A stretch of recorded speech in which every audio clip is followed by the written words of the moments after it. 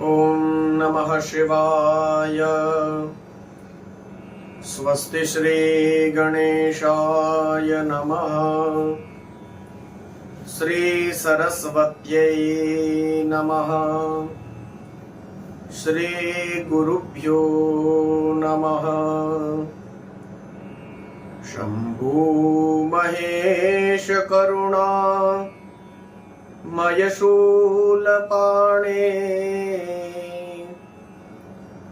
गौरीपते पशुपते पशुपाशनाशिन्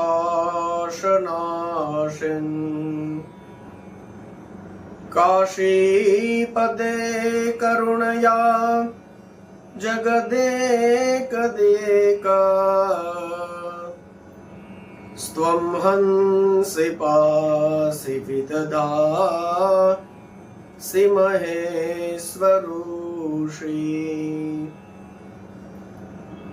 त्वत्तो जगद्भवदिदे वभव स्मरारे त्वय्येव तिष्ठति जगन् मृडविश्वनाथ।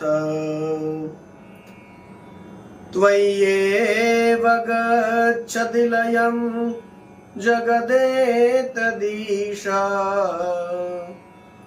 लिंगात्मकं हरचराचर विश्वरूपिन्।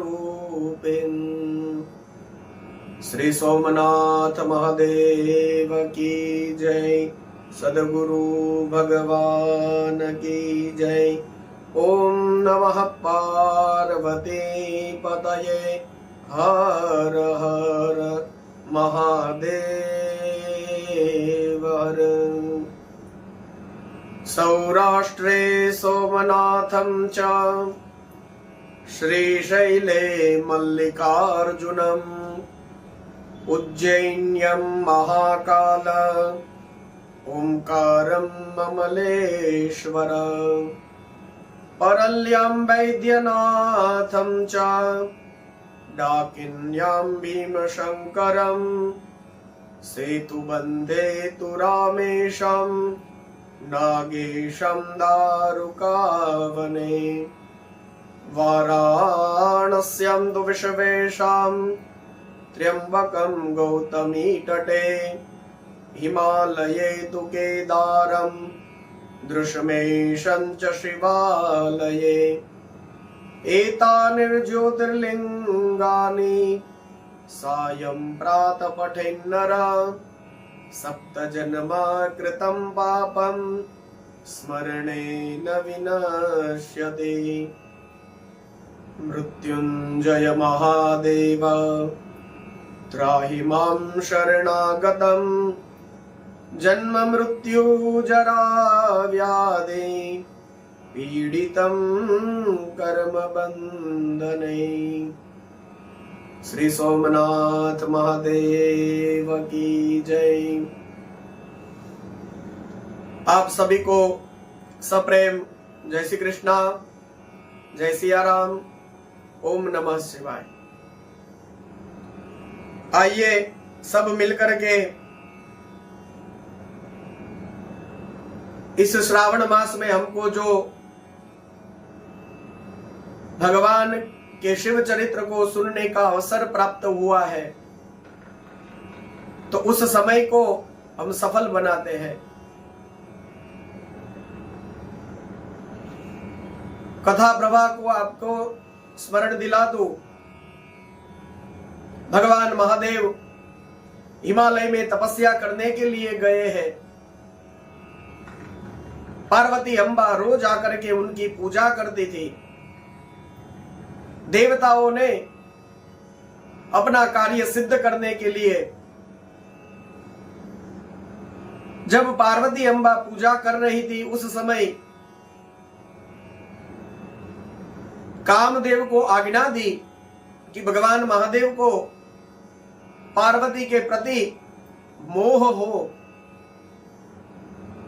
तो इसकी जिम्मेदारी कामदेव को सौंपी गई। भगवान महादेव के वाम अंग की तरफ खड़े रह करके कामदेव ने बाण चलाए हैं। भगवान की नजर कामदेव के ऊपर पड़ी और जैसे ही दूसरा बाण कामदेव चलाने को गए तब तक तो भगवान महादेव का तीसरा नेत्र खुला और कामदेव जल के भस्म हो गए। तो यह कथा हमने सुनी। काम दहन के बाद फिर कहते हैं कि नारद जी हिमवान के यहां गए हैं और काम दहन की जो कुछ भी बातें हुई है वो सारा वृतांत जाकर के हिमवान को सुनाया। देवी पार्वती को कहा कि अब आप जरा भी विलंब न करिए, आप तपस्या करिए जिससे आपको महादेव प्राप्त होंगे। अब तक आप में एक गर्व का बीज था, पंचाक्षर मंत्र से आप तपस्या करिए, भगवान शिव आपको प्राप्त होंगे।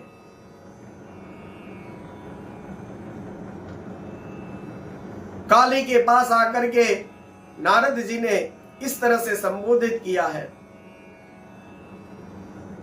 तो महादेव जी ने ही इस प्रकार की यह सब लीला करी है।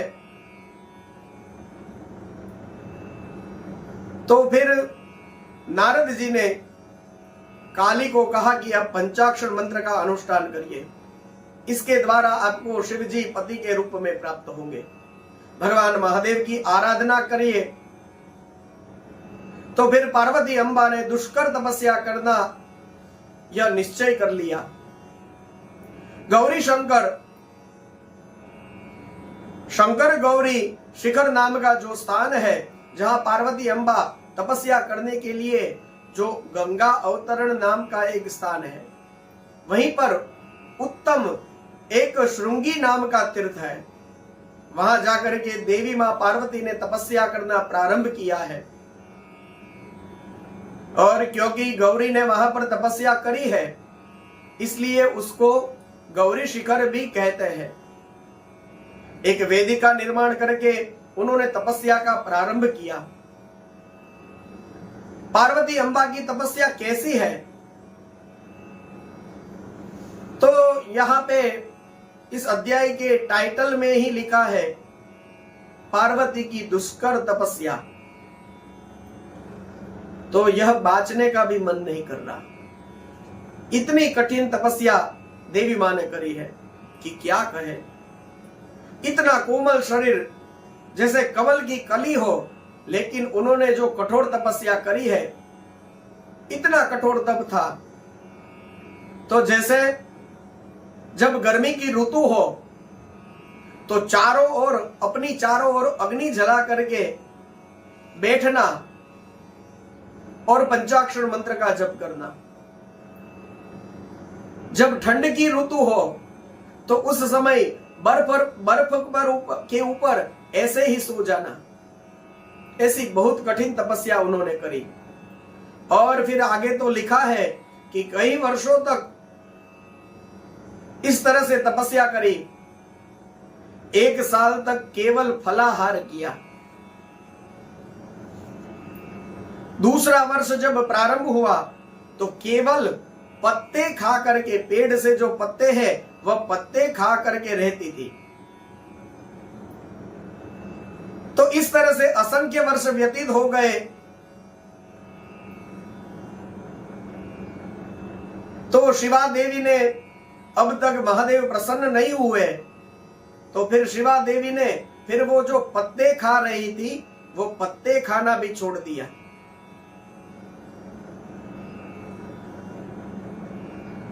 जब पत्ते खाना छोड़ दिया तो अपर्णा कहते हैं मां को। तो मां ने वह पत्ते खाना भी छोड़ दिया, तो फिर उनका नाम हो गया अपर्णा। ये कथा यहां पे बताई है। तो महेश्वर का ध्यान करते करते काली ने 3000 वर्ष तक तपस्या करी। देखिए, महादेव को प्राप्त करना हो तो देवी को भी तपस्या करनी पड़ती है। तो 3000 वर्षों तक तपस्या करी है। इसके बाद और तपस्या करनी पड़ेगी क्या? यह सोच करके काली ने कहा कि मैं तो सब प्रकार के नियमों में तत्पर होकर के तपस्या कर रही हूं, लेकिन अभी भी भगवान महादेव मेरे पास क्यों नहीं आए? यदि नारद जी के दिए हुए शिव पंचाक्षर मंत्र का सदा उत्तम भक्ति भाव पूर्वक मैंने जप किया हो तो भगवान शंकर मुझ पर प्रसन्न हो। यदि मैं उन सर्वेश्वर शिव की भक्ति से युक्त और निर्विकार हो तो भगवान शंकर मुझ पर अत्यंत प्रसन्न हो। इस प्रकार से सोचती हुई पार्वती सुदीर्घ काल तक तपस्या करने लगी। इतनी कठिन तपस्या करी है कि मुनियों के लिए भी वह बड़ी दुर्लभ है। इस प्रकार दृढ़ता पूर्वक तपस्या करने लगी तो जो पहले पहले वाले की जो तपस्या थी, तो आगे समय जैसे ही जाता गया तो और उग्र तपस्या होने लगी। अब तपस्या में यह ताकत है कि इससे त्रिलोकी तप्त हो जाती है। यह ऋषि मुनियों की तपस्या के बारे में सुना जाता है, यह असुरों की तपस्या के बारे में भी सुना जाता है,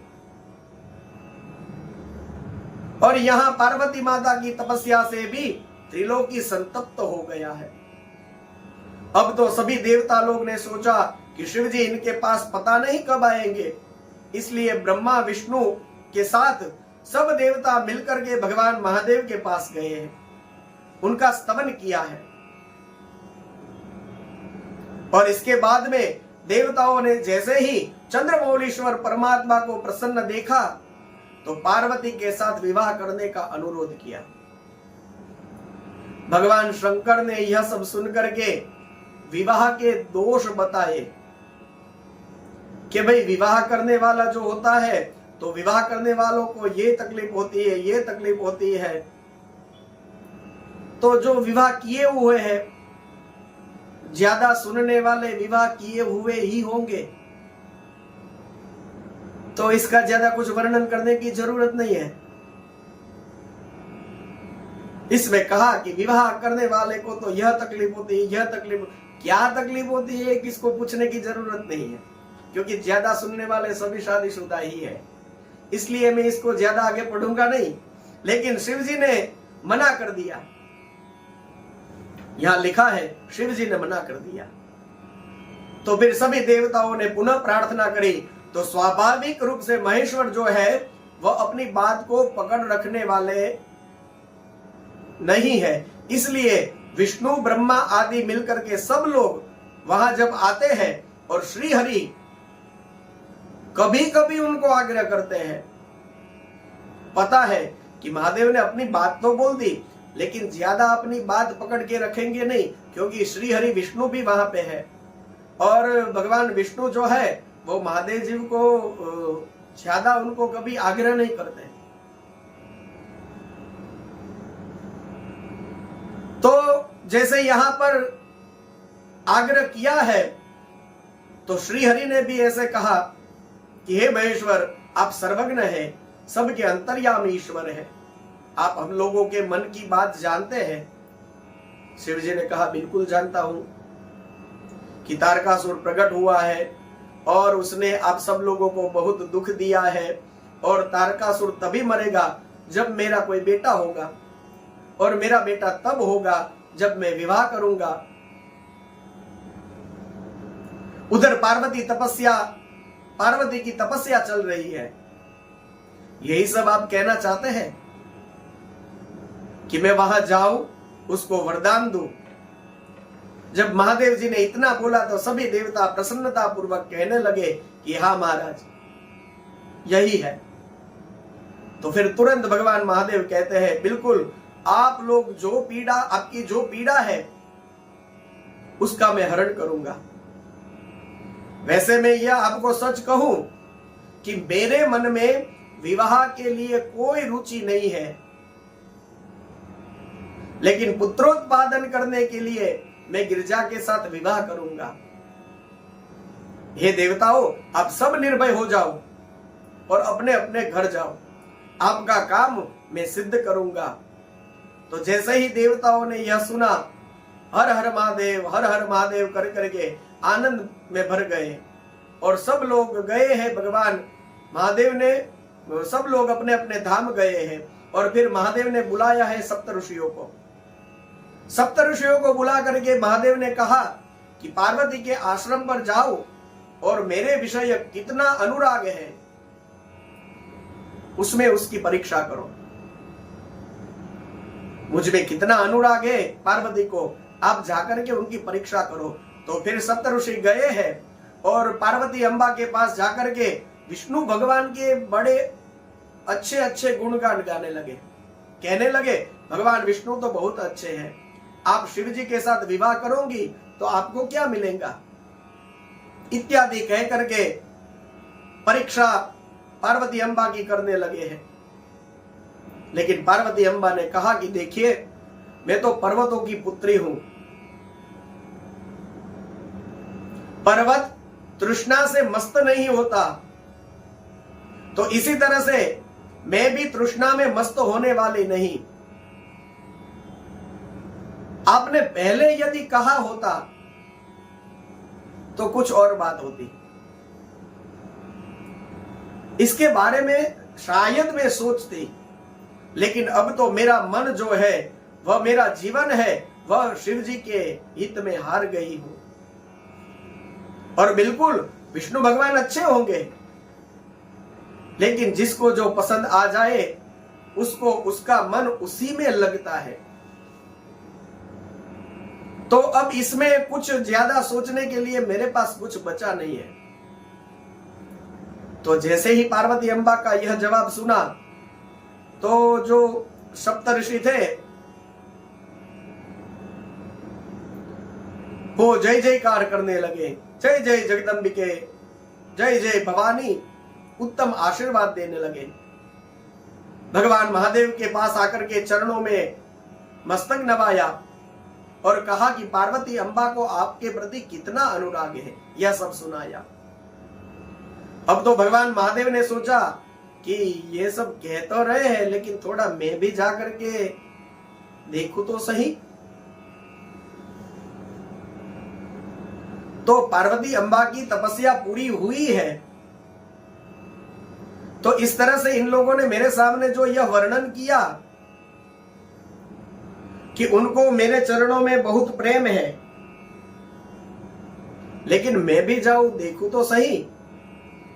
तो फिर भगवान एक जटिल तपस्वी ब्राह्मण के रूप में पार्वती के आश्रम में जाते हैं और वहां जाकर के उनकी परीक्षा करते हैं।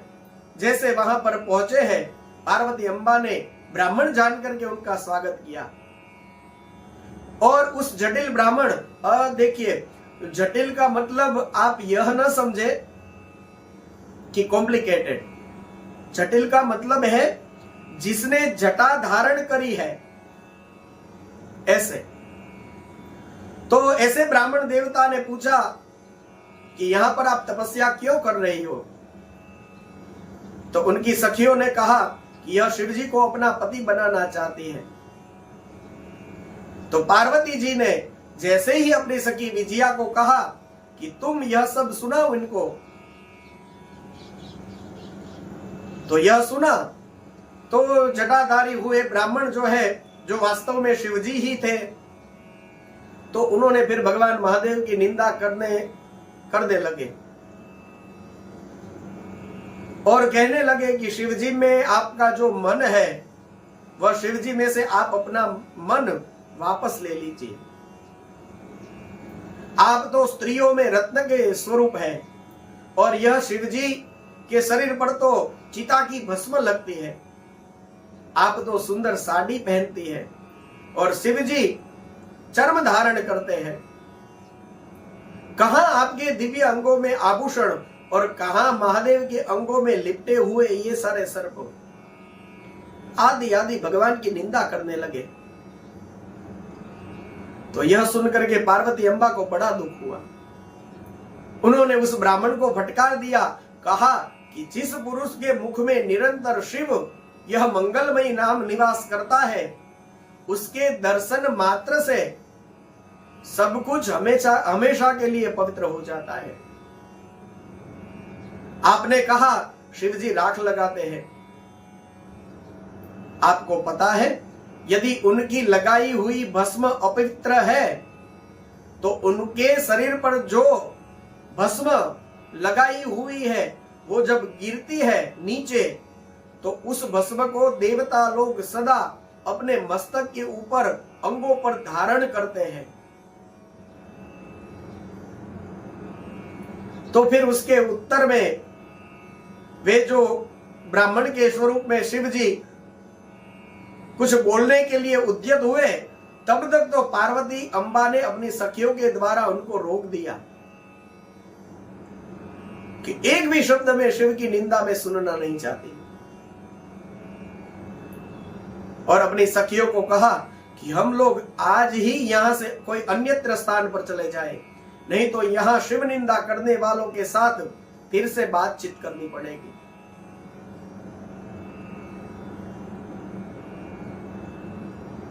यो वै शुणोति तन निंदाम। तो इस तरह से भगवान महादेव की निंदा हमें सुननी पड़ेगी।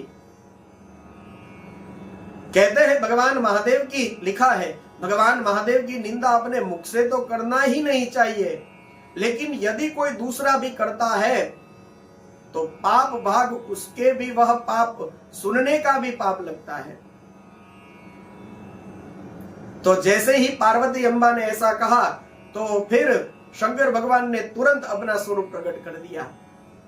जैसे ही भगवान अपने मूल स्वरूप में आ गए तो फिर लज्जावश पार्वती अम्बा ने नीचा मुख करके खड़ी हो गई। भगवान शंकर ने कहा कि हे प्रिय, अब मुझे छोड़ करके आप कहां जाएंगी? आपको यहां से कहीं जाने की जरूरत नहीं है। अब मैं आपका त्याग कभी नहीं करूंगा। मैं प्रसन्न हूं। मेरे लिए आपको न दे सकूं ऐसा कोई वरदान नहीं है, ऐसा कुछ भी नहीं है। आप वरदान मांगे, आप मेरी पत्नी है, मैं आपका देखिए महादेव जी ने कह भी दिया, आप मेरी पत्नी है, मैं आपका पति हूं। अब आपके साथ यहां से हम शीघ्र ही कैलाश को चलेंगे। तो पार्वती अम्बा ने उनको रोका, हंसने लगी। ठहरिए महाराज, ऐसे नहीं होता। तो भगवान महादेव ने कहा कि तो फिर कैसे होता है? तो पार्वती अम्बा हंसने लगी और कहा शिव जी को कि स्वाभाविक रूप से लोकाचार से, किसी भी प्रकार से लोकाचार से ऊपर है, इसलिए महादेव जी इस तरह बात करते हैं कि हम यहां से सीधा कैलाश चले जाएंगे, लेकिन ऐसा होगा नहीं। मेरी मां मैना और मेरे पिता हिमवान, यह विधि पूर्वक शंकर भगवान आप मेरे यहां आए और मेरा पानी ग्रहण करेंगे और फिर मुझे ले जाएंगे, तब जाकर होगा। तो लोक विधि को जानने वाली माता पार्वती ने शिव जी को कहा कि हे शिव जी, आप मेरे घर पधारिए, मेरे लिए मेरे पिता से याचना करिए। देखिए, अब तक भवानी शिव जी को प्राप्त करने के लिए शिव जी को याचना कर रही थी, और अब शिव जी को कह रही है कि आप आइए मेरे घर पे और मेरे माता पिता से आप याचना करिए मुझे प्राप्त करने की, और हिमवान को दाता बनने का सौभाग्य प्रदान करिए। अब जैसे ही पार्वती अम्बा ने ऐसा कहा तो फिर भगवान महादेव ने तुरंत ही स्वीकार कर लिया। देखिए, विवाह इसलिए भी करना होता है, हर चीज पुरुषों के मन में नहीं होती। हम किसी व्यावहारिक विधि में जाते हैं तो कई बार स्त्रियां हमको कहती है कि भाई इसमें ऐसे ऐसे करना होता है, तो आप बोलते हैं कि अच्छा ऐसा होता है, हमको नहीं पता, जो होगा वो आप कर लेना। तो हर चीज हमारे दिमाग में, पुरुषों के दिमाग में हो तो नहीं होती। कभी कभी महिलाएं भी कुछ अच्छी बातें हमको सिखा देती है, तो यह हो सकता है। तो किसी मुश्किल से निकलने का जब मार्ग ना मिलता हो और विवाह हो गया हो और आपका जो कोई पात्र है आपके पास में ही हो, तो हो सकता है कि उसकी मदद से भी आप उस संकट सागर से पार हो जाएंगे। इसमें कोई बड़ी बात नहीं है। तो जैसे हमारी बात हुई थी, बेटा बेटी एकदम समान होते हैं, होने चाहिए, बिल्कुल वैसे ही दंपति को भी इसमें समझना चाहिए। पति और पत्नी दोनों समान होते हैं, एक ऊंचा और एक नीचा ऐसा नहीं होता। इसमें पति देवता कोई ऊंचे हैं और वे बहुत बड़े हैं, और पत्नियां जो है वह कुछ नहीं है, तो इस तरह से कभी न रखना।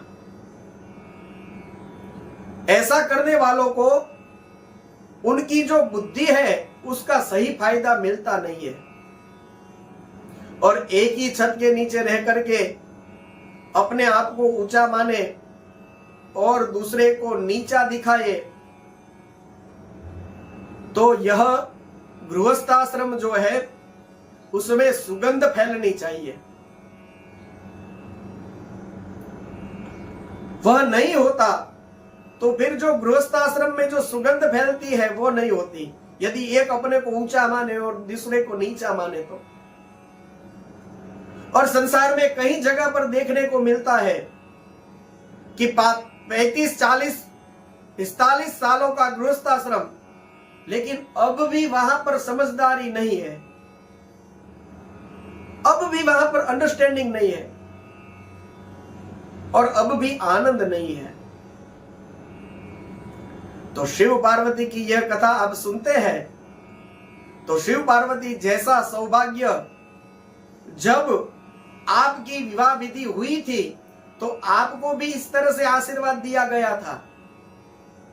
थोड़े साल पीछे चले जाइए, जब आपकी शादी हुई थी, विवाह हुआ था, उस दिन को याद करिए। वो मंडप के अंदर सभी स्त्रियां आकर के आपको तिलक लगाती थी, और आपको भी शिव पार्वती जैसा सौभाग्य प्राप्त हो, लक्ष्मी नारायण जैसा सौभाग्य प्राप्त हो, ऐसे आशीर्वाद आपको भी मिले हैं। तो उनकी तरह रहना। पार्वती अंबा को फिर शंकर भगवान यहां पर ऐसे नहीं कह रहे हैं, भगवान शंकर ने कोई दलील नहीं दी है कि भाई मैं तो सबसे ऊपर हूं, मैं तुम्हारे पिता के पास नहीं आऊंगा, तुम आना है तो यहां से सीधी मेरे साथ कैलाश चलो, नहीं तो फिर मैं अपनी तीसरी आंख खोल दूंगा और भस्म कर दूंगा सब। ऐसा कुछ भी नहीं है। पार्वती अंबा ने जो कहा, भगवान सदाशिव ने कहा कि आपने जो कहा मुझे स्वीकार है, तो इस तरह से होना चाहिए। अब तो पार्वती अंबा घर में आई है और बहुत प्रेम से उनका सत्कार किया गया, और फिर शंकर भगवान को पता नहीं पार्वती अंबा का दर्शन करने का मन हुआ। भगवान शिव को पार्वती अंबा का दर्शन करने का मन हुआ,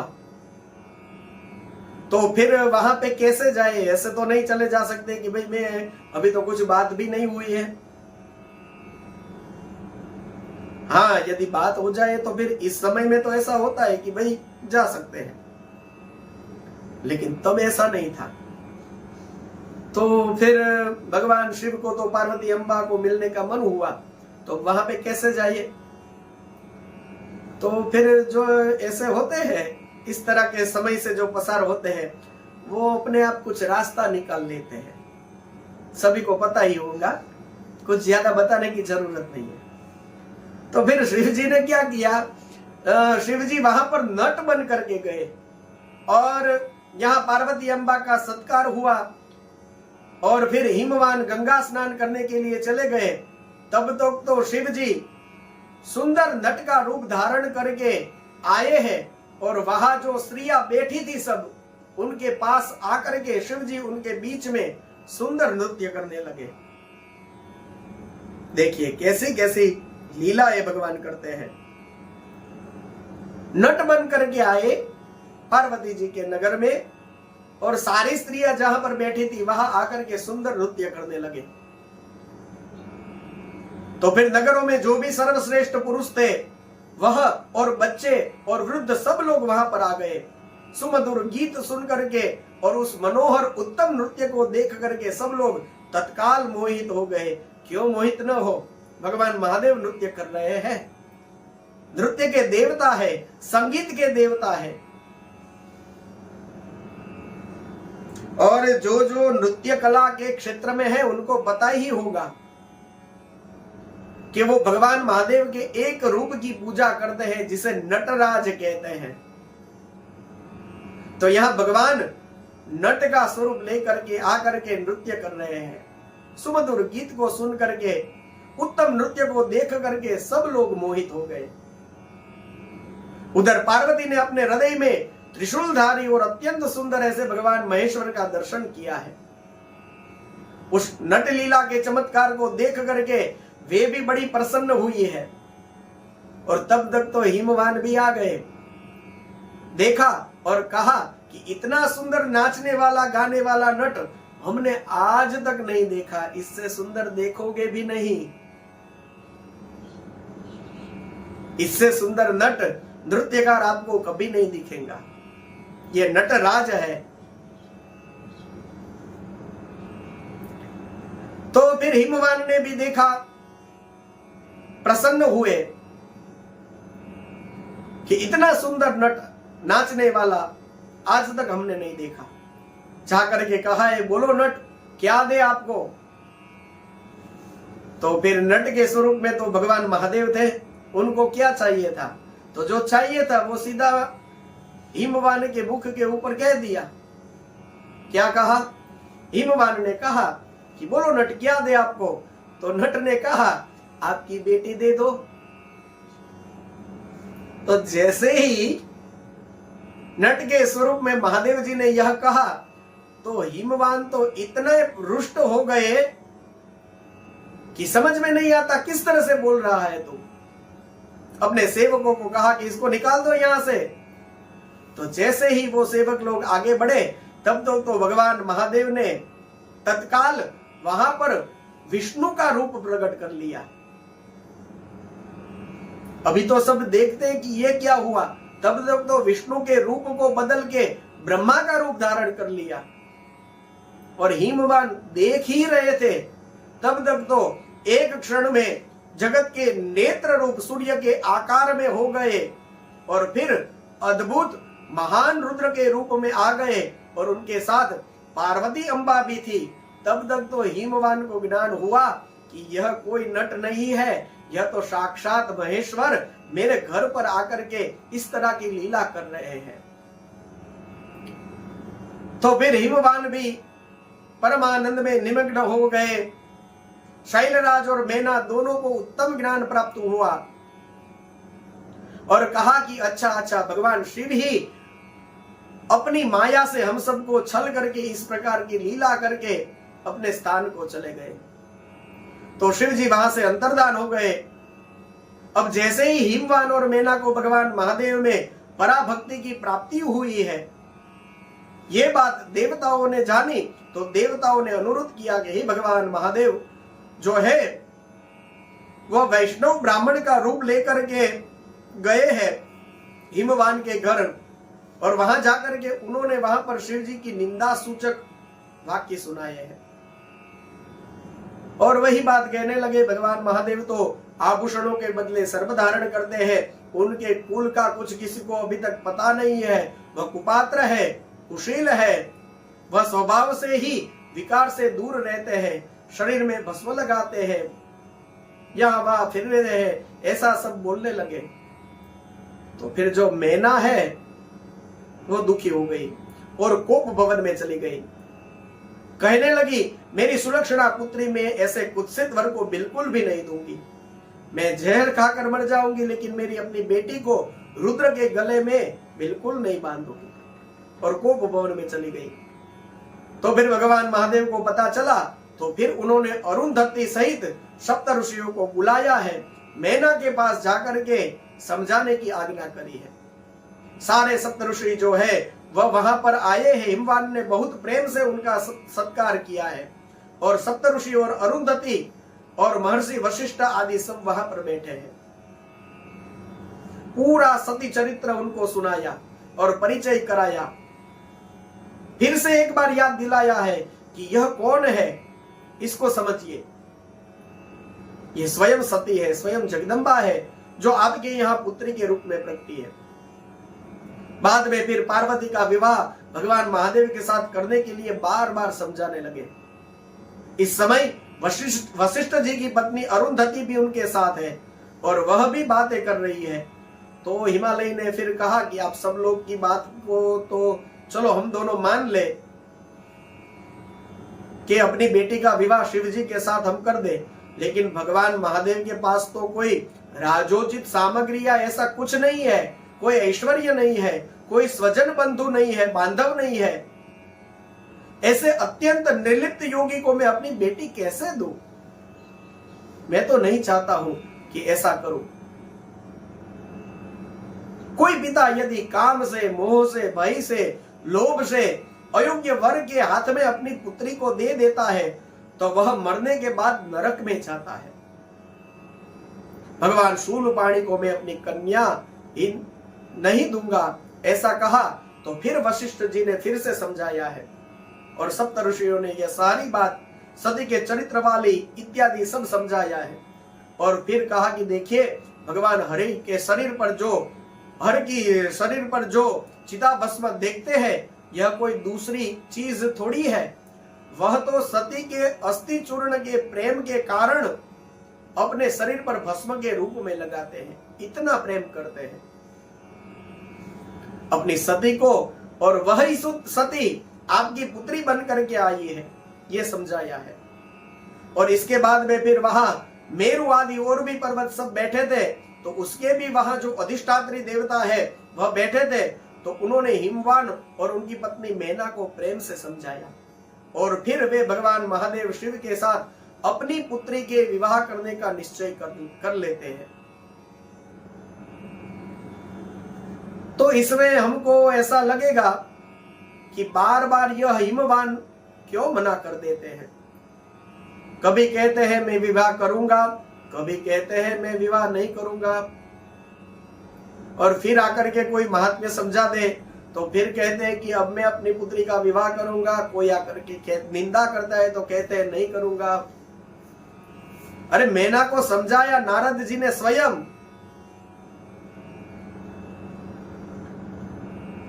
तब भी मेना बार बार मना कर देती है। तो क्या यह देवता लोग भी, यह हिमालय और उनकी पत्नी, यह जो भी लोग इस तरह से क्यों बार बार ऐसा करते हैं? तो ऐसा सवाल आ सकता है। लेकिन पुराणों की कथा ही इस तरह से लिखी गई है कि इसमें सवाल हो, और सवाल होना ही चाहिए। यदि ये बात सुनते हुए किसी के भी मन में सवाल हुआ हो तो यह बहुत अच्छी बात है। ऐसे सवाल होते रहने चाहिए, और ऐसे सवाल आपको आए तो इसे भगवान की कृपा ही मानो। तो ऐसा क्यों होता है? इससे हमको भगवान की और महिमा जानने को मिलती है। यहां पर आपको यदि यह सवाल हुआ तो इसका अर्थ केवल इतना ही है कि इनके पास बार बार आकर के सप्तऋषि है, कभी नारद जी है, कभी कोई है, कभी स्वयं विष्णु भगवान आगे जाकर के समझाएंगे। तो इस तरह से सब लोग एक के बाद एक आकर के समझाते हैं। और वह क्या समझाते हैं? शिव की महिमा, सती की महिमा, पार्वती की महिमा। तो वह जगदम्बा उमा और महेश्वर की ही महिमा तो शिव पुराण में लिखी गई है। इसके अलावा इसमें क्या भरा पड़ा है? यही तो सब है। जगदम्बा और महेश्वर की महिमा ही तो इस पुराण में भरी पड़ी है। तो इन प्रसंगों के माध्यम से व्यास जी इस तरह से हमारे सामने ये बातें रखते हैं।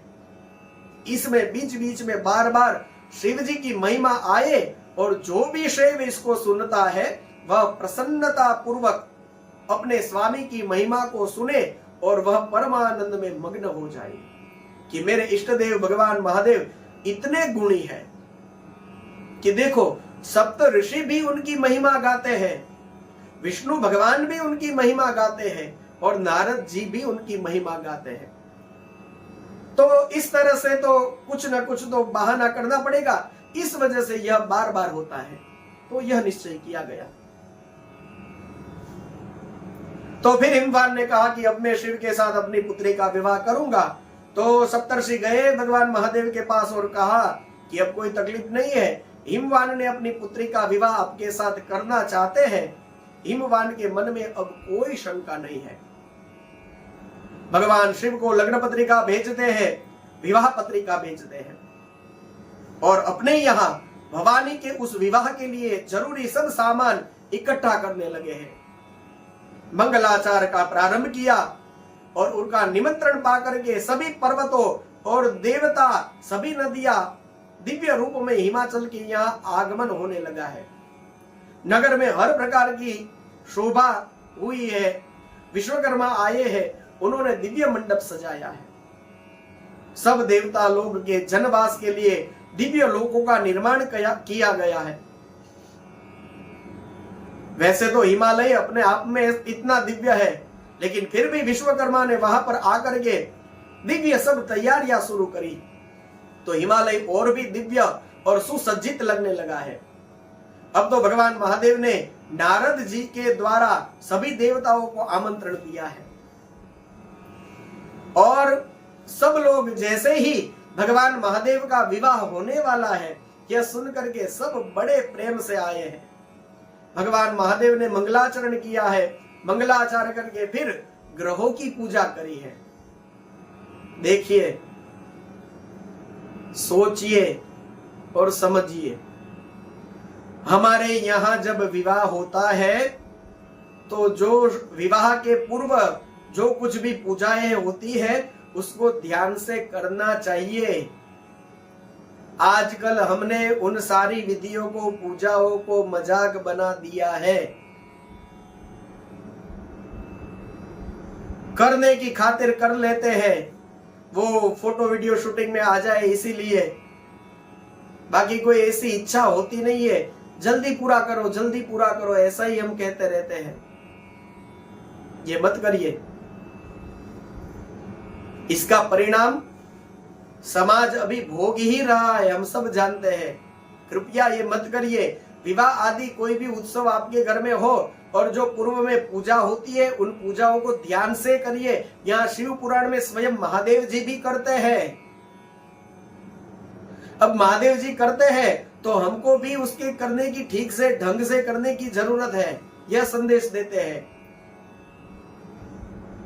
तो महादेव जी भी ग्रहों की पूजा करते हैं। इसके बाद में सभी देवताओं, मुनियों, सिद्धों और हम सब लोगों को भी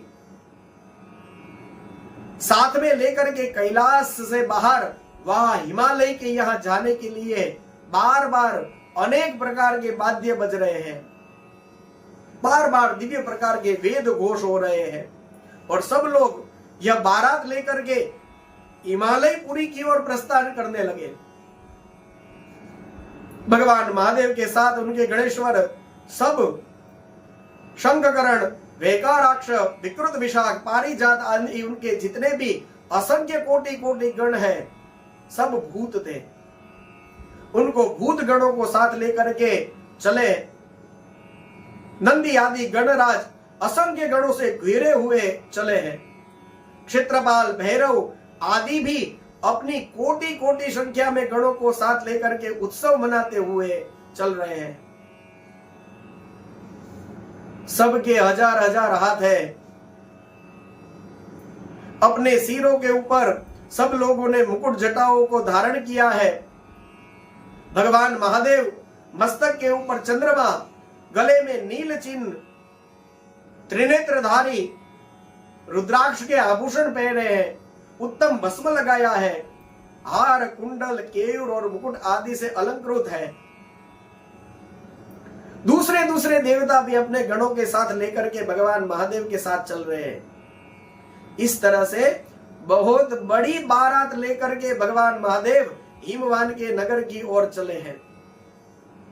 लिखा है चंडी देवी रुद्रदेव की बहन है। चंडी देवी रुद्रदेव की बहन बन करके खूब उत्सव मनाती है। उनके साथ चली है। यहां पर वर्णन मिलता है चंडी देवी ने भी सर्पों के आभूषण अपने आप को विभूषित किया है। देखिए कैसे कैसे बाराती है। चंडी देवी ने जो आभूषण पहने हैं वह सर्पों के आभूषण है। और फिर किस पर बैठी है? चंडी देवी किस पर बैठी है? कहते हैं चंडी देवी प्रेत के ऊपर बैठी है और एक सोने से भरा हुआ कलश लेकर के वह चल रही है। कभी कलश में से दिव्य प्रकाश फैल रहा है और उनका स्वरूप बहुत विकराल है और प्रेत के ऊपर बैठी है लेकिन उल्टी बैठी है।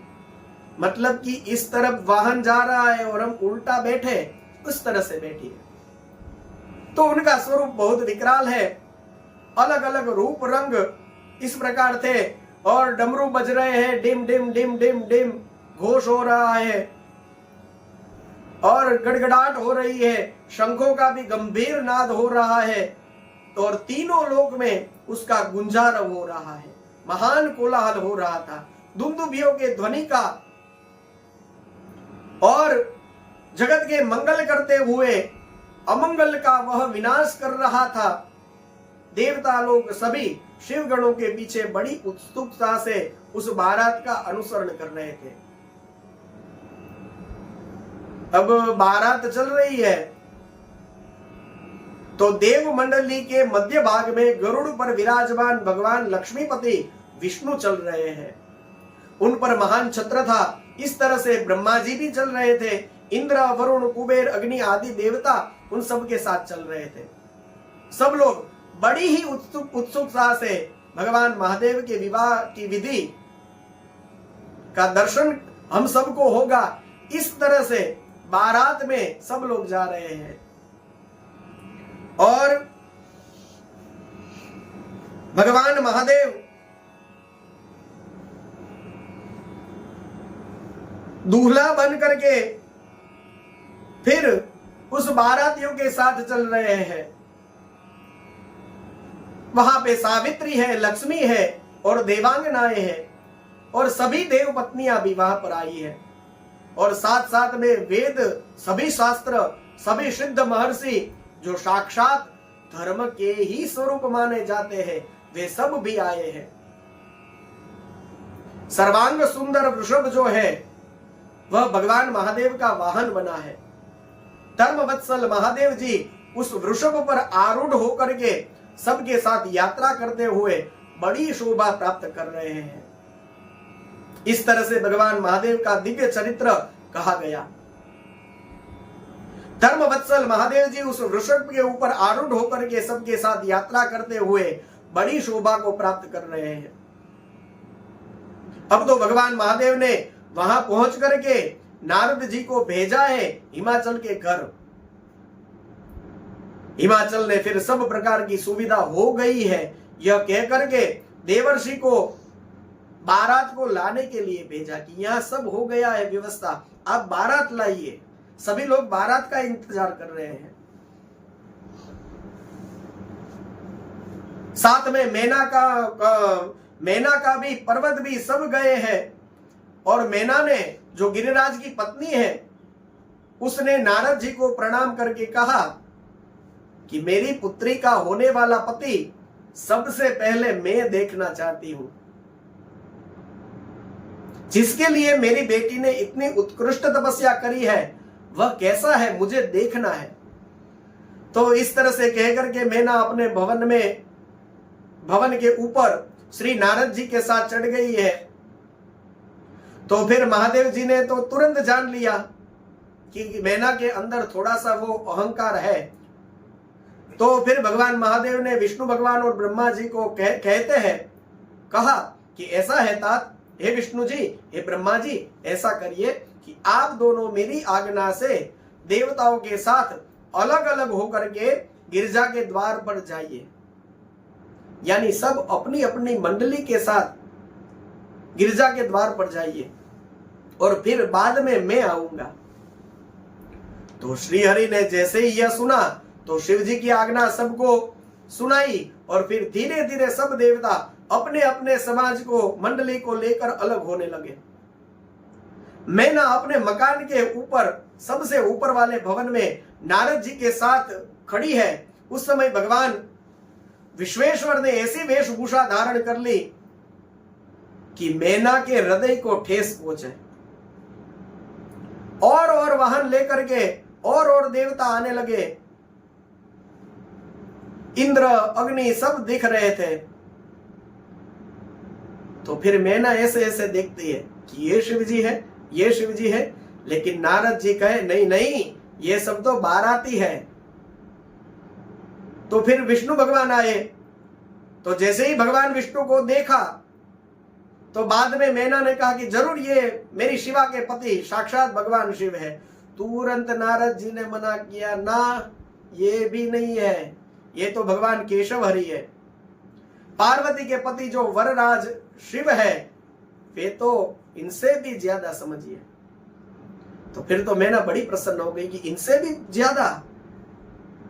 कहे हाँ। तो तब तो इतने में तो रुद्रदेव की परम अद्भुत सेना भी वहां पे आ पहुंची और वो बाराती तो देखने लायक थे। परम अद्भुत सेना जो भूत प्रेत आदि से संयुक्त नाना गणों से संपन्न थी। उसमें कितने ही ब्रह्मांड के रूप धारण करके आए थे, कितने ही पताका की मरमर ध्वनि के समान शब्द करते थे, किन्हीं के मुंह टेढ़े थे, कोई अत्यंत कुरूप दिखता था, कोई बड़े विकराल थे, किन्हीं का मुंह दाढ़ी मूछ से भरा हुआ था, कोई लंगड़े थे, कोई अंधे थे, कोई हाथ में दंड और पास धारण किए हुए थे, किन्हीं के हाथ में मुदगर थे, कितने ही अपने वाहनों को उल्टा चला रहे थे। जैसे मैंने पहले कहा कि घोड़े का मुख इस तरफ है लेकिन वो बैठने वाले का मुख विपरीत दिशा में है। तो उल्टा घोड़े के ऊपर बैठ गए और फिर उस घोड़े की पूंछ को पकड़ के ही करते हुए आगे चला रहे थे। और कितने ऐसे थे जिनके हाथ में डमरू, और कोई गोमुख बजा रहा है, कोई डमरू बजा रहा है। और इन सभी गणों में से कितने के तो मुंह ही नहीं थे, कितने के मुख पीठ की ओर थे। बहुत ऐसे भी थे कि जिनके बहुत सारे मुख वाले थे। इसी तरह कोई बिना हाथ के थे, किन्हीं के हाथ उल्टे लगे रहे थे, और कितने तो बहुत से हाथ थे। कितने ऐसे थे जो नेत्रहीन थे, कितने ऐसे थे कि जिनके बहुत नेत्र थे। किन्हीं के शरीर पर तो सिर ही नहीं था। अब ऐसा बिना सिर का सर कटा चला जा रहा होता हो। वैसे तो फिर उस हिमालय के नगर में जैसे ही बारात आई और इन बारातियों को देखा तो फिर बारातियों का स्वागत करने के लिए बाजार में कोई, नगर में कोई दिखा ही नहीं। सब अपने अपने घर में घुस गए कि भाई नहीं, ऐसे बाराती यदि सामने आ जाए तो वैसे ही मर जाएंगे। डर के मारे सब तो ऐसे सरकटे बाराती जो थे वो इधर उधर नगर में घूम रहे थे बिना सर का। और यदि कोई सामने मिल जाए और कोई पूछे कहां जा रहे हो तो बोलते हैं शिव जी की बारात में जा रहे हैं।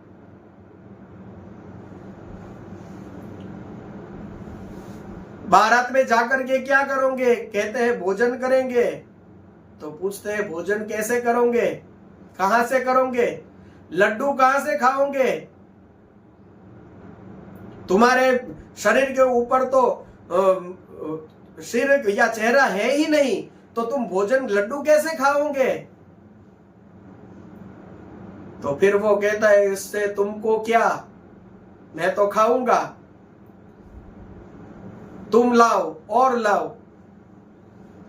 तो वो जो थे वो सभी भी डरने लगे कि भाई ये क्या आ गए सब लोग। तो ऐसे ही थे सब कोई, जिनके सिर नहीं थे, किन्हीं के बहुत खराब सिर थे, किन्हीं के कान नहीं थे, किनके बहुत कान थे। इस प्रकार सभी गण नाना प्रकार की वेशभूषा धारण किए हुए थे। विकृत आकार वाले उनके प्रबल गण बड़े वीर और भयंकर थे। उनकी कोई संख्या नहीं थी। अब हमको लगता है कि शिव जी के गण सब ऐसे वेश धारण करके शिव जी की बारात में क्यों गए?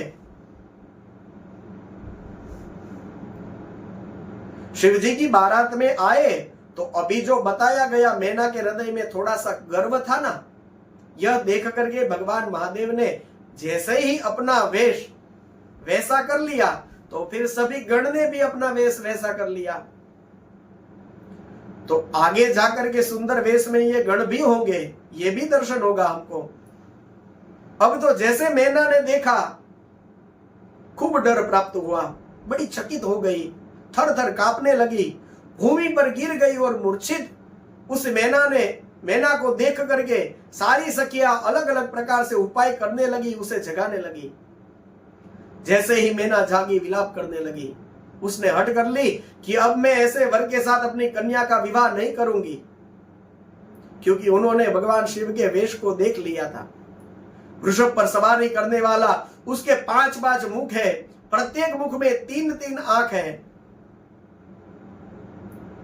जटाजूट धारण करता है, चंद्रमा का मुकुट है, 10 हाथ है। उसके शरीर पर कपड़ा नहीं है, व्याघ्र चर्म है, पिनाक धनुष धारण किया है, त्रिशूल था, आंखें बड़ी भयानक आकृति विकराल।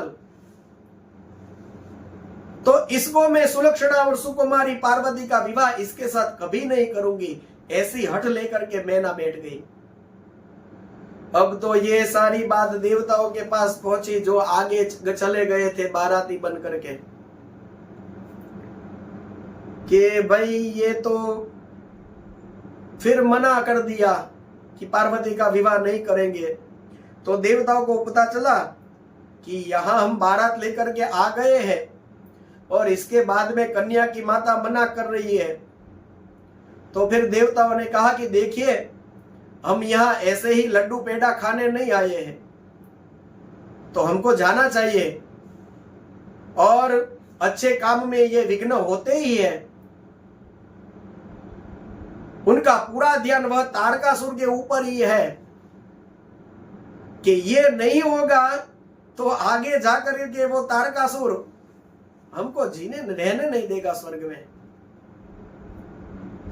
यदि शिव जी का विवाह नहीं होगा और शिव जी का बेटा नहीं जन्मेगा, शिव जी के बेटे का जन्म नहीं होगा, तो फिर हमारे भोग सलामत नहीं रहेंगे। वो तारकासुर हमें जहां देखेगा वहां खदेड़ देगा। ये तो ब्रह्मा जी की कृपा है कि अभी हम स्वर्ग में रह रहे हैं और वो पृथ्वी पे चला गया है। तो देवताओं ने सोचा कि कुछ मेहनत करनी चाहिए, तो सभी देवता लोग गए हिमवान और मैना को फिर से समझाने। शिव का तत्व, सती का सत्व, ये भी समझाया है, और नारद जी ने भी उनको सब समझाया है कि ये जो आपने स्वरूप देखा है वह शिव जी का यथार्थ रूप नहीं है। फिर नारद जी गए हैं शिव जी के पास और शिव जी को उन्होंने बार बार विनती करी है कि आप दिव्य रूप लेकर के आइए, तब जा करके आपका सब दर्शन कर पाएंगे और सबको आनंद की प्राप्ति होगी। और विवाह विधि में नहीं तो महाराज आप इस वेश को लेकर आएंगे और आप ऐसा वेश लेंगे तो आपकी जो सेना है उनका भी यही वेश होगा, और जब ये सब लोग वहां पे आएंगे तो ना ही विवाह विधि में कोई महाराज होंगे, ना कोई विधि होगी, ना कोई स्वागत करने वाला होगा। तो ना ही विवाह विधि करने वाले खड़े रहेंगे और ना ही कन्यादान देने वाले होंगे और ना ही कोई वहां पर खड़ा होगा, तो आप करेंगे क्या? तो ऐसा करिए कि सबको अच्छा लगे, ऐसा रूप प्रकट करिए। और बाद में फिर भगवान विष्णु ने हिमवान और मैना को समझाया और कहा कि मैना, आप अपने स्वरूप को भूल गई क्या? आप कौन है? आप तो पितरों की मानसी पुत्री है, बहुत प्यारी है, और गिरिराज हिमालय की आप गुणवती पत्नी है। आप तो बिल्कुल समझदार हैं। शिव के महत्व को स्वीकार करिए। भगवान विष्णु के कहने से तुरंत मैना ने स्वीकार किया और कहा कि यदि भगवान महादेव सुंदर शरीर धारण करके आते हैं तो मैं जरूर अपनी बेटी का विवाह उनके साथ करूंगी। और जैसे ही यह सुना तो फिर वहां नारद जी ने शिव जी को तैयार किया है। भगवान शिव अपना परम सुंदर दिव्य स्वरूप प्रकट किया है, अपने दयालु स्वभाव का परिचय दिया है। कैसा सुंदर स्वरूप था! कामदेव से भी अधिक सुंदर लावण्य का परम आश्रय था। वो दर्शन करके नारद जी बड़े प्रसन्न हुए और कहा कि अब ठीक है, अब इसी वेश में आइएगा, इसमें कुछ बदलाव मत करिएगा। तो उधर भगवान महादेव ने जो है वो इतना दिव्य स्वरूप धारण किया कि सूर्य समान तेजस्वी, सर्वांग सुंदर वस्त्रों को धारण किया, विभिन्न प्रकार के आभूषणों से विभूषित हुए हैं, अत्यंत प्रसन्न सुंदर हास्य से सुशोभित, ललित लावण्य से विलसित है, मनोहर है, गौरवर्ण है, द्युतिमान है, चंद्रलेखा से अलंकृत है। विष्णु आदि संपूर्ण देवता बड़े प्रेम से भगवान शिव की सेवा कर रहे हैं। सूर्य देव ने छत्र लगा कर रखा है, चंद्रमा मस्तक का मुकुट बन करके उनकी शोभा बढ़ा रहे हैं। इन सब साधनों से भगवान शंकर सर्वदा रमणीय दिख रहे थे। इस प्रकार से फिर उन्होंने विवाह करने के लिए यात्रा करी है। मैना आई है सामने और जैसे ही शिव जी का दर्शन किया है बड़ी प्रसन्न हो गई है। चंद्रमौली शिव का दर्शन करके प्रसन्न हुई मैना, उनको हाथ जोड़ करके प्रणाम किया और कहा कि हे देव, आपके इस दिव्य स्वरूप का दर्शन करके मैं तो आपकी दासी हो गई हूं। मेरी बेटी बड़ी भाग्यशाली है, वह बड़े ही सुंदर वर के साथ ब्याह रही है। पूर्ववर्ती स्त्रियों ने शिव रूप का दर्शन किया है, सब लोगों ने अपना अपना जीवन और जन्म सफल माना। देखिए, उन्होंने दर्शन किया था, अभी मैंने आपके समक्ष भगवान शिव का वर्णन किया तो थोड़ा सा चित्र आपके मन में भी आया होगा। तो भगवान के दूल्हे के रूप में दर्शन करना तो यहाँ जीवन और जन्म सफल माना जाता है। अब तो मैना ने परीक्षण किया है, शिव जी का बड़े ही प्रेम से स्वागत किया है और उनके रूप को देख करके संतोष का इतना अनुभव है कि वो जो आरती उतार रही थी, वो आरती उतारते उतारते अपनी आरती को ही निष्फल मानने लगी कि जिनकी जटाजूट में इतना दिव्य चंद्रमा सुशोभित हो रहा है, उस शिव को जिनकी आंखें ही सूर्य चंद्र है, अग्नि है, उनको मैं ये छोटा सा दिया लेकर के क्या आरती उतारूं। लेकिन विधि है, करनी चाहिए। पर अंदर से मैना अत्यंत प्रसन्न है। अब तो अन्य अन्य युवतियों ने भी दर्शन किया तो कहा कि दुर्गा तो बड़ी भाग्यशाली है, इस शिवा के पति को देखिए कितने सुंदर है। तो वर की प्रशंसा की गई। इसके बाद में पार्वती माता अंबिका की पूजा करने के लिए, पार्वती माता अंबिका की पूजा करने के लिए जाते हैं। देखिए, रामचरितमानस में भी सीता को आप अंबिका की पूजा करती हुई देखते हैं और भागवत में रुक्मिणी को भी इस तरह से आप देवी की पूजा करते हुए देखेंगे। तो यहां पार्वती अंबा ने भी फिर अंबिका का पूजन किया है। दाम्पत्य में पति पत्नी के बीच में मजबूत अंडरस्टैंडिंग रहे, ऐसा आशीर्वाद आप अपनी कुलदेवी से प्राप्त करिए। तो कुलदेवी का जो भी नैवेद्य आदि होता है, कुलदेवी की पूजा आदि होती है, और कई लोग साल में कम से कम एक बार अपनी कुलदेवी के पास जरूर जाते हैं। इतना कर्म सबको जरूर रखना चाहिए। और इससे क्या फल प्राप्त होता है? तो श्रीमद् भागवत के अनुसार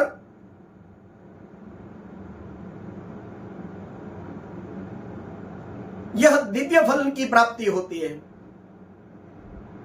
तो कहते हैं कि इसका जो भी भगवती की प्रार्थना करते हैं, पूजा करते हैं, उनका आशीर्वाद लेते हैं, तो कहते हैं विशेष रूप से दंपति के ऊपर माता का आशीर्वाद, कुलदेवी का आशीर्वाद रहता है, तो यह करना चाहिए।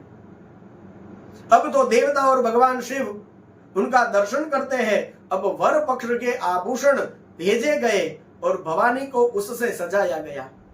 सखियों ने आरती उतारी है और जब कन्यादान का समय हुआ तो हिमाचल के घर के आंगन में भगवान महादेव विराजमान हुए हैं। वर वधू के द्वारा एक दूसरे का पूजन किया गया है। शिव पार्वती के विवाह का आरंभ हुआ है। भगवान महादेव की विवाह की विधि का प्रारंभ हुआ। इसमें हिमाचल के द्वारा भगवान महादेव के गोत्र के बारे में प्रश्न पूछा गया कि इनका गोत्र क्या। अब विवाह की विधि चल रही है तो उसमें दोनों पक्ष वर और कन्या के गोत्र का नाम होता है। तो फिर यह प्रश्न आया तो यहाँ शिव पुराण में लिखा है, शिव पुराण के अनुसार श्री नारद जी ने कहा कि नाद ही शिव का गोत्र है और इसी में शिव नादमय है और नाद शिवमय है। यही ध्यान में रखना चाहिए। तो नाद गोत्र है शिव जी का। इसके बाद में प्रेम से हिमालय ने कन्यादान किया है और प्रेम से शिव जी को जो भेंट दी गई है और शिवा का ऋषि मुनियों ने दिव्य अभिषेक किया है। शिव और शिवा का भगवान महादेव का विवाह हुआ, उनके द्वारा सबको दक्षिणा दी गई और वर वधू ने कुल देवता की पूजा करी और भवन में गए हैं। वहां स्त्रियों के द्वारा शिव और भवानी का लोकाचार का सब पालन किया गया है और प्रसन्न भगवान महादेव को देख करके उस वक्त उनके चरणों में रति लौट गई है जो कामदेव की पत्नी थी। भगवान महादेव ने उनको काम को जीवन दान देने की बात करी है कि तुम चिंता मत करो, मैं काम को जीवन दान देता हूं। और इसके बाद में फिर भगवान महादेव जो है पार्वती अम्बा को, भगवान महादेव पार्वती अम्बा को मिष्टान खिलाते हैं और पार्वती अम्बा महादेव को मिष्टान भोजन कराती है। यह सब शिव पुराण में दिव्य कथाएं बताई गई है। और उसके बाद में फिर भगवान महादेव उस रात को अपने निवास पर, अपने जानिवास पर आए हैं। वासगृह में शयन करके भगवान महादेव फिर चतुर्थी कर्म किया गया है। इस तरह से विवाह की सब विधियां संपन्न हुई और बहुत दिन तक वहां पर बाराती रहे। सप्त ऋषियों ने फिर बहुत प्रेम से हिमालय को समझाया कि अब सबको जाने की आज्ञा देनी चाहिए। तब वे प्रसन्नता पूर्वक बारात को विदा करने के लिए तैयार हुए। मैना बड़ी दुख के साथ शिव जी को अपनी कन्या सौंपती है और इतनी करुणा छा गई, सब देवांगनाएं रो रही है। इसमें लिखा है शिव पुराण में कि पार्वती अम्बा की आंखों में आंसू थे, लेकिन इस करुण प्रसंग को देख करके करुणा अवतार भगवान महादेव की आंखों में भी आंसू थे। जी, अब आप सोच रहे हैं कि कैसा लगता है, दुल्हन की विदाई हो रही है, दुल्हन रो रही है, दुल्हन के परिवार वाले रो रहे हैं और दूल्हा भी रो रहा है, तो सब लोग हंसेंगे ना। यहां शिव पुराण में लिखा है पार्वती अम्बा की आंखों में आंसू आने से भगवान महादेव की भी आंखों में आंसू आ गए थे। तो आंखों में आंसू आना ये किसी भी प्रकार की कमजोरी का प्रतीक नहीं है।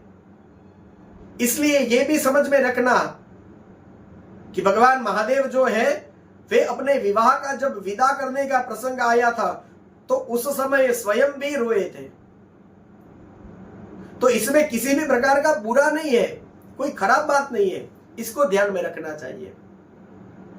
अब तो बारात जो है वो चली है और पार्वती को पतिव्रता का धर्म समझाने के लिए मैना ने किसी ब्राह्मणी को नियुक्त किया है और वह ब्राह्मणी ने प्रेम से पार्वती अम्बा को पतिव्रता धर्म का उपदेश दिया है। इस प्रकार से फिर बार बार बड़े प्रेम पूर्वक हृदय लगा करके पार्वती को विदा किया है। जैसे ही वह बारात विदा हुई है, भगवान शिव सब बारात के साथ लौट करके अपने कैलाश को आए हैं। सभी देवताओं ने बार बार प्रणाम किया है और इस तरह से सबको विदा किया है। कैलाश पर भगवान महादेव बड़े ही प्रेम से रहने लगे हैं। और इस तरह से पार्वती खंड के श्रवण का यह दिव्य महात्म्य सुनाते हुए श्री ब्रह्मा जी श्री नारद जी को कहा कि इस प्रकार से जो कोई भी व्यक्ति पार्वती खंड को सुनता है उसको सब प्रकार के भगवान शिव का संतोष प्राप्त होता है। शिव संबंधी सभी उत्सवों में भगवान महादेव की प्रसन्नता के लिए इसका पाठ करना चाहिए। विशेषतः देवताओं वगैरह की प्रतिष्ठा के समय और शिव संबंधी सभी कार्यों के समय इसका पाठ किया जा सकता है। पवित्र होकर के शिव पार्वती के इस कल्याणकारी चरित्र का श्रवण करना चाहिए, सुनना चाहिए। यह करने से समस्त कार्य सिद्ध हो जाते हैं, इसमें कोई संशय नहीं है, कोई संशय नहीं है। आज हमने विस्तार पूर्वक भगवान महादेव के इस दिव्य चरित्र का दर्शन करने की कोशिश करी है और अंत में जो विवाह विधि है तो ये सब तो हमारा सुना हुआ है, इसलिए मैंने इसको ज्यादा आपके समक्ष नहीं रखा, संक्षिप्त में रखा। विशेषतः शिव पुराण में ही दर्शनीय है, तो मैं तो घड़ी में देखते हुए कोशिश करता हूं कि आपके सामने सारी बातें रख दी भी जाए और जितना हो सके उतना संक्षिप्त में रख दी जाए। आप इसका आनंद ले रहे होंगे, श्रावण में आपका श्रवण अच्छी तरह से हो रहा होगा। यही मंगलमयी आशा के साथ आइए आज के सत्संग को हम विराम दें, कुछ क्षणों के लिए भगवान शिव का नाम लें। ओम नमः शिवाय, ओम नमः शिवाय, हर हर भोले नमः शिवाय, ओम नमः शिवाय, ओम नमः शिवाय, हर हर भोले नमः शिवाय। गंगाधराय शिव गंगाधराय, हर हर भोले नमः शिवाय। गंगाधराय शिव गंगाधराय, हर हर भोले नमः शिवाय।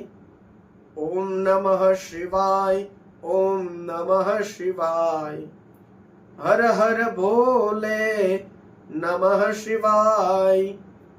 ओम नमः शिवाय, ओम नमः शिवाय, हर हर भोले नमः शिवाय।